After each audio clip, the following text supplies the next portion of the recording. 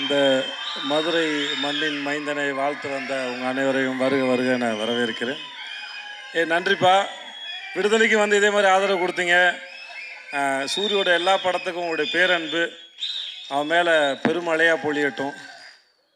எனக்கு என்ன இருப்பா, டைம் ஆச்சு, தேட்டருக்கு படம் பார்க்க வந்துடுவாங்க, சீக்கிரம் பேசணும். எல்லாரும் இங்கே கேட்ட பேச்சிலே வந்து அம்மா வடிவுக்கரசி அம்மாவோட பேச்சு தான் பிரமாதம். ஆமாம், பிரமாதம். உங்களுடைய பேச்சு வந்து உங்கள் இயக்குனர் உங்களை எவ்வளோ சந்தோஷமாக வச்சுருந்தார், அந்த செட்டு எவ்வளோ அழகாக இருந்ததுன்னு அதை சொல்லிச்சது. வெற்றி சார் சொல்லிட்டே இருந்தார், செந்தில்குமார் வந்து மனிதர்களை கையாள்வதில் மிகவும் வல்லவர், அன்பில் வந்து பார்த்துப்பாருன்னு சொன்னார். செந்தில் நம்மளும் ஒரு படம் பண்ணுவோம் செந்தில், ரொம்ப நான் எனக்கு உங்கள் எல்லாம் தாண்டி அவர் பக்கத்தில் உட்காந்து உங்களுடைய அது பெரிய மூத்த சகோதரனை போல் ஒரு தகப்பன் சாணத்தில் உட்காந்து உங்களை ரசிச்சுட்டே இருந்தார். வெற்றி சார் வந்து குதிச்சுக்கிட்டே இருந்தார். அது மாதிரி எனக்கு உங்களை பற்றி முழுசாக எதுவும் தெரியாது, பட் ஆனால் கேட்குறதுக்கும் கடைசியில் வடிவுக்கரசியமாக பேசும்போது அவங்க எவ்வளோ கம்ஃபர்டபுளாக எவ்வளோ சந்தோஷம் ரசிச்சிருக்காங்க, எவ்வளோ விஷயத்தை அப்சர்வ் பண்ணியிருக்காங்கன்னு தெரிஞ்சது. ரொம்ப நல்லா இருந்தது, சந்தோஷமாக இருந்தது. ஸோ உங்களுக்கு முதல்ல வாழ்த்துக்கள். அப்புறம் யாராவது ஒருத்தர் ஜெயிச்சு வந்தாங்கன்னா அவங்களோட ஆரம்ப கட்டம் வரைக்கும் தான் நமக்கு மோட்டிவேஷன், ஓகே இங்கேருந்து வந்துடுவாங்கன்னு.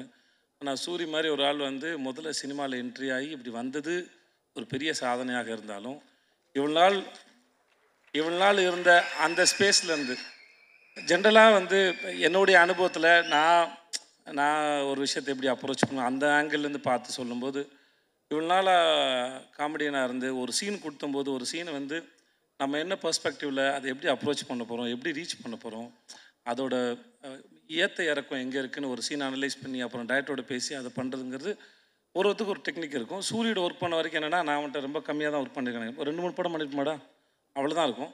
ஆனால் ஒரு சீனுக்குள்ளே அந்த காமெடியை மட்டும் தேடின ஒரு மூளை வந்து ஒரு ஸ்டேஜுக்கு அப்புறம் இத்தனை வருஷம் ப்ராக்டிஸ் பண்ணிட்டு அதை எப்படி ஒரு ப்ரொட்டகனிஸ்டாக கதையின் நாயகனாக வந்து அதை ப்ரெசென்ட் பண்ண போகிறோங்கிறத யோசிக்கிறது அது பெரும் கஷ்டம். அது ஏன்னா ரொம்ப நாளாக ஒரே ஃபார்மில் யோசிச்சுட்டு அதுலேருந்து உடைச்ச இன்னொரு ஃபார்ம் உடைக்கிறதுங்கிறது.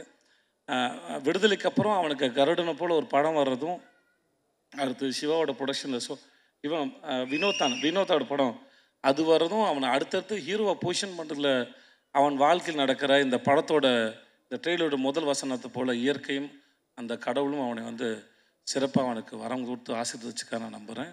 அவனோட அடுத்தடுத்த படங்களும் அவன் மேலே ஒரு நல்ல ஒரு எதிர்பார்ப்பை ஏற்படுத்துது. அவனை ஹீரோவை மோல்டு பண்ணுறதுக்கும் அது ரொம்ப அழகாக வடிவமைக்குதுன்னு அதை பார்க்குறேன். அதை பார்த்து ரொம்ப ரசிக்கிறேன் நான். நம்ம ஊர் மூஞ்சி ரொம்ப அழகான சிறந்த கருப்பான அழகாக நீ வாழ்க வளர்க நல்லா இருப்ப நீ. இங்கே வந்தது அத்தனை பேருக்கும் நன்றி.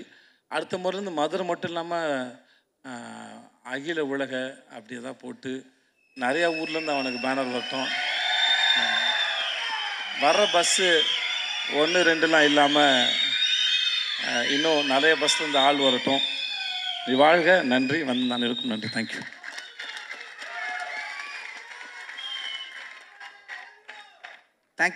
தேங்க்யூ ஸோ மச்ண்ணே. அவர்களை தொடர்ந்து இந்த உலகத்தில் நிறைய பேர் நம்மளை பாராட்டினாங்கன்னா அது ரொம்ப ரொம்ப சந்தோஷமாக இருக்கும். ஏன்னா ஒவ்வொரு மனசுங்கிறதே சின்ன ஒரு பாராட்டுக்கு தான் அப்படின்னு சொல்கிற மாதிரி ரொம்ப ரொம்ப ஹாப்பியாக இருக்கும். ஆனால்